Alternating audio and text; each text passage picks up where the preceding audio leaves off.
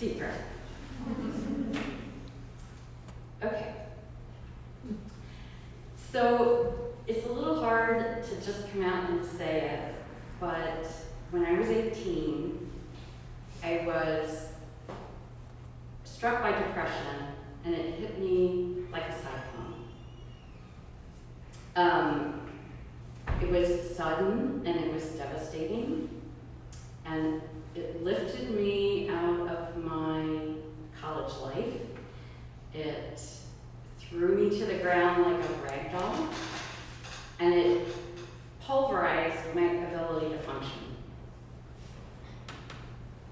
Luckily, I found therapy, and it worked.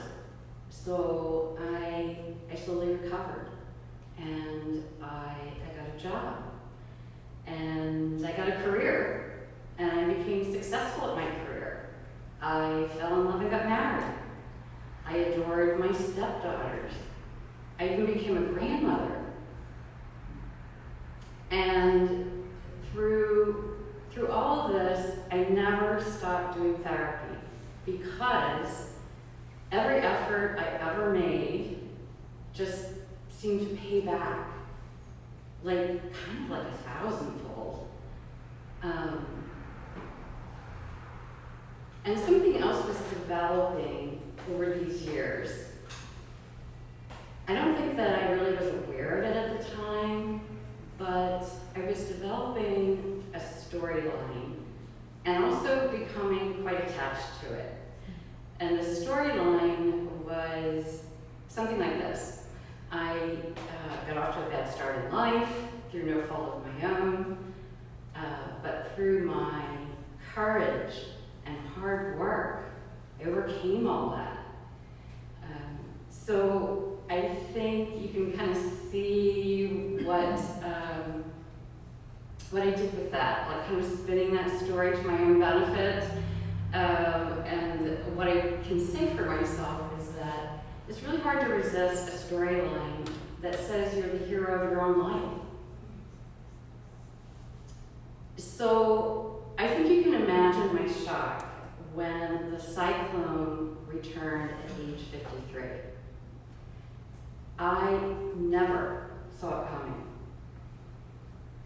And it was just as sudden and devastating as the first time. It lifted me out of my professional life. It slammed me to the ground like a bag of bones. And it demolished my ability to cope.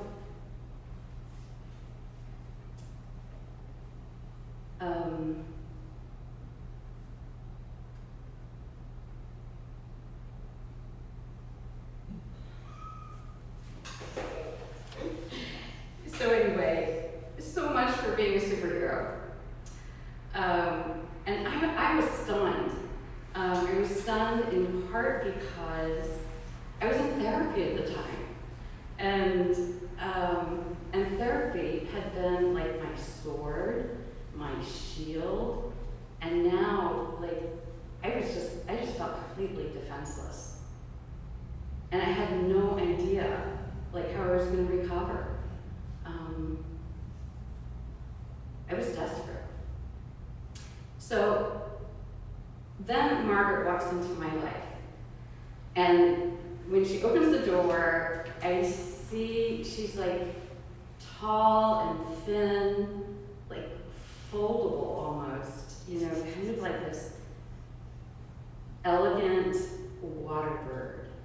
And she has this strong, beautiful face and this kind of wild salt and pepper hair and these really intensely observant eyes. And she ushers me into this small room that is filled to the brim with, books, posters, photographs, abstract paintings, postcards, folk art. And I look over at her desk and I see she's got one of those Day of the Dead skull masks. And sitting right next to it is like this black and white photo of like a priest. So anyway, so Margaret listens to my story really intently. And then she leans forward in her chair, and I can still see her. She's got these like long bent legs and these like long thin arms like resting on her thighs, and I think in the moment she looks like she has like the poise and precision of like a grasshopper, like on the tip of a leaf. And she tells me about this thing called the felt sense. And she says the felt sense is the whole body experience of any one moment in time. And she says a person can learn how to tune into the felt sense, and this allows the body to find and release stored trauma. And she says, this may help you. So I have to tell you that I had no idea what she was talking about. And, and I also thought, I don't know, it sounded just, a little kind of out there to me. But here's the deal. I was out of ideas, and I was desperate. So I decided to give it a try. So let me tell you how this went. I'm just going to give you an example. So I show up at Margaret's. I am like bowed over with depression. It's literally, I can hardly hold my head up. And I feel like I have despair coursing through my brain, kind of like corrosive acid, something like that. So I sit in a chair, and Margaret has me look inside my body and find the felt sense.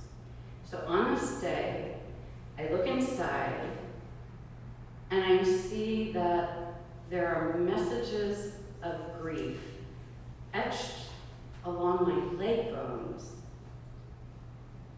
kind of like scrimshaw. And I take my fingers and I like slide them over my bones, reading those messages kind of like you would maybe read Braille. And then I am overcome with a wave of grief.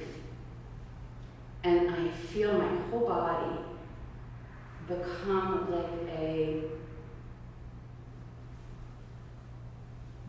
waterfall of sorrow. It's like my body is nothing but water. And this water is endlessly cascading, like from like where my head would be, all the way down to where like the soles of my feet would be. And I let sheets and sheets and sheets of water pour to the ground. I'm releasing sorrow.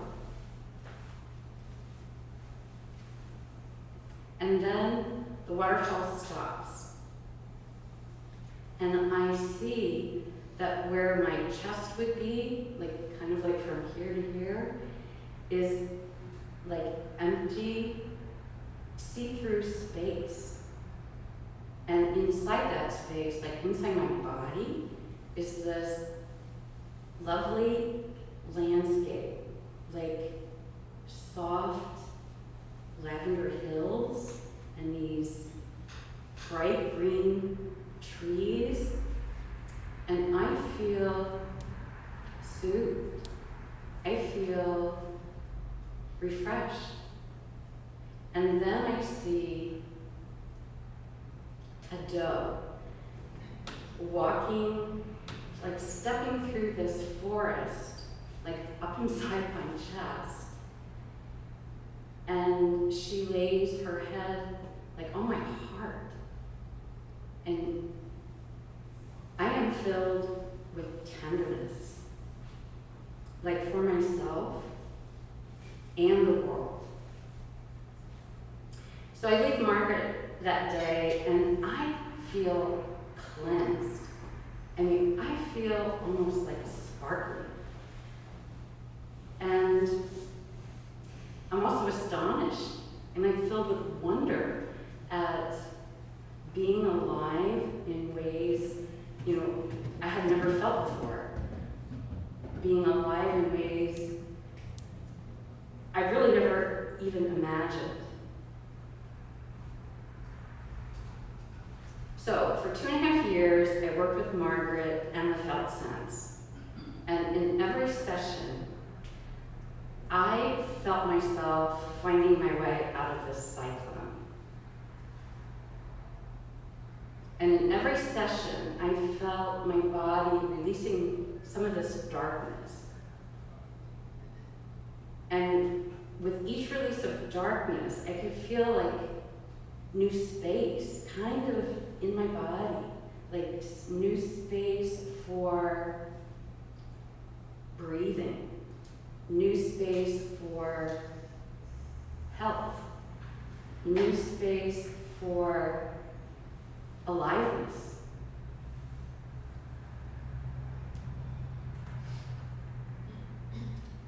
So, I'm not kidding anyone. I realized that depression is something that can come again. And I already fooled myself once, with that whole triumph over adversity thing. So the truth is that I'm vulnerable to depression. But at the same time, I can say this. After digging deep into my own healing process, I stand before you now, grateful to be alive, delighted to be with you, and filled with wonder for my life and yours. And I would choose wonder over being a hero any day. Thank you.